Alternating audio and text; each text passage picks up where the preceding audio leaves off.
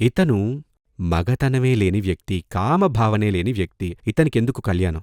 నిజంగానే అతను అలాగే ఉన్నాడు. తల తిప్పి కూడా చూడటం లేదు. కామవాంఛ లేని వ్యక్తి అని చెప్పినప్పుడు ఇలా నన్ను చూశాడు. కాని బదులు మాత్రం చెప్పనేలేదు. నేనన్నాను, కామవాంఛలేని వ్యక్తి ఎందుకు? కామవాంఛలేని వ్యక్తికి కళ్యాణమెందుకు, పెళ్ళామెందుకు? అవసరమే లేదు కదా.